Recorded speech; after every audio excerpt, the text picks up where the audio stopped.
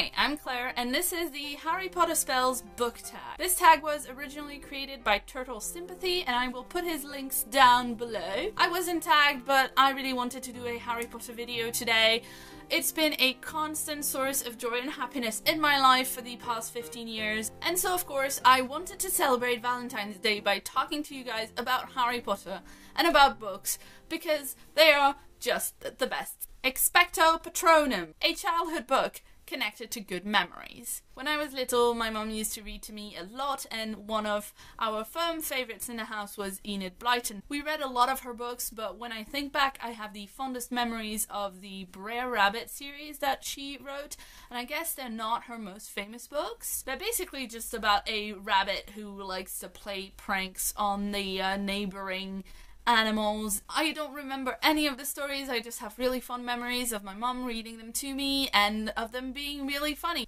Expelliarmus, a book that took you by surprise. The Miniaturist by Jessie Burton I thought was quite surprising. I can't really go into detail because that would include huge spoilers. The entire book is about secrets being revealed. I just thought the twists were surprising and the resolution of the book was particularly surprising. I definitely thought it was getting built up for a very different ending than what happened. Prior Incantato, the last book that you read, and that would be A Feast for Crows by George R.R. Martin. I am catching up with the Song of Ice and Fire series before Game of Thrones Season 5 starts, and I just adored this book. I know some people have complained about it having less action than some of the previous Song of Ice and Fire books, but I didn't think it was dull at all. I really enjoyed the new characters that we got to see in this one. I didn't massively miss the point of views that we didn't get to see. However, now I'm reading A Dance with Dragons, and they are kind of going back in the timeline of where we stop in Feast for Crows, and that is weird. Alohamora, a book that introduced you to a genre that you had not considered before. And for this one, I'm going to once again ramble on about my love for Anne McCaffrey's Dragonflight. When I was about 12 or 13, my mom brought this from the library and I read it and I loved it.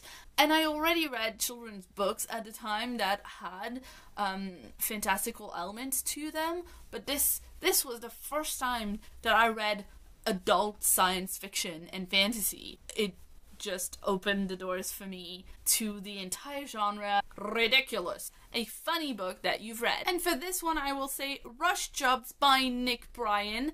This is a fairly recent read and it's really, really funny. I've reviewed it on my blog. I will leave a link to that down below if you want to go and have a look. It's the second book in the Hobson and Choice series. It's about this mismatched duo of detectives. You've got Hobson, who's the grumpy one-man detective agency, and Angelina Choi, who's 16 and decided to do work experience with a detective because surely that'd be sitting behind a desk all day. It's just really quite a refreshing and fun read. Sonorus, a book you think everyone should read. And I'm gonna say Shades of Milk and Honey by Mary Robinette Kowal. I think Mary is fairly well known in the sci-fi community for writing amazing sci-fi short stories, and she's also on a writing podcast, which means that a lot of aspiring writers will have heard of her. But I think this book is absolutely lovely and that more people on BookTube should read it, definitely, because it's a pastiche of Jane Austen with magic in it. And I think a lot of people who are fond of Jane Austen novels would enjoy this because it's a new, fresh take on it. Obliviate, a book or spoiler you would like to forget having read. This is maybe cheating because it's not really spoilers that I've read, but I'd really, really love to be able to come to A Song of Ice and Fire fresh with no knowledge at all of what's going on.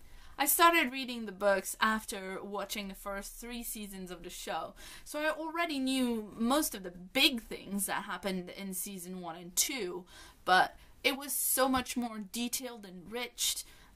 But it was so much more detailed and rich and in depth in the books. I just wish I'd been able to experience that fresh.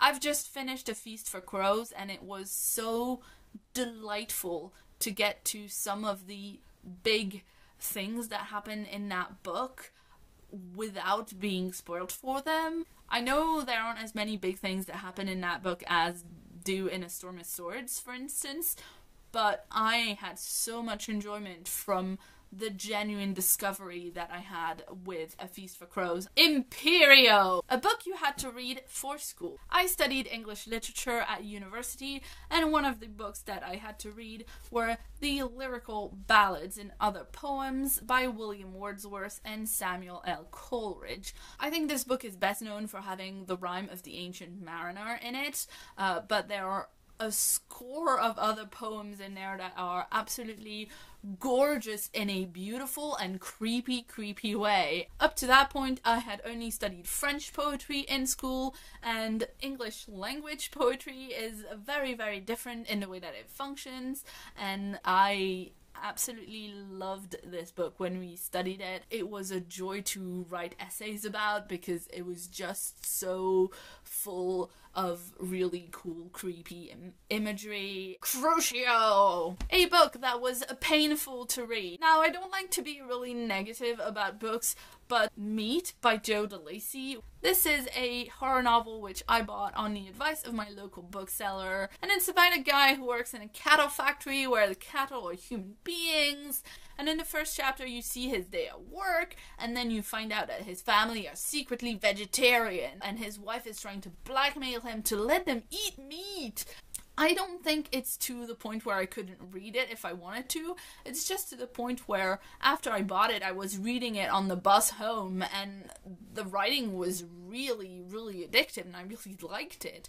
But I put it down afterwards, and that was about 3 years ago. I think DeLacy's accomplished probably what he wanted to do with this book, making it so uncomfortable, but I don't think that I'm necessarily going to go back to this one. Avada Kedavra! A book that could kill. The Walking Dead Compendium Volume 1. It's a very big book. It doesn't have page numbers, so I can't tell you how big it is, but it is quite chunky. You could probably bludgeon someone on the head with it. I don't know if you could kill them. If they were a zombie and their head were all squishy, you could probably kill them with the Walking Dead compendium. So there you go. This was the Harry Potter spells tag. I hope you enjoyed it. I certainly enjoyed having an occasion to get my wand out. This is Hermione's wand from the official Harry Potter collection. Do you have a wand? Let me know in the comments down below if you have one and whose it is and all that jazz. And if you don't, let me know what your favorite Harry Potter book is. Mine is Prisoner of Azkaban. If you'd like to see another tag from me, I just did the social media book tag and you can find it right here. And if you'd like some romance, I also did a video on my top 5 favorites literary couples, which you can see right over there, and you might see some recurring faces from the books I've mentioned today. And of course, if you haven't yet, don't forget to subscribe for some more videos from me every week. I've been Claire, thanks so much for watching, and see you soon.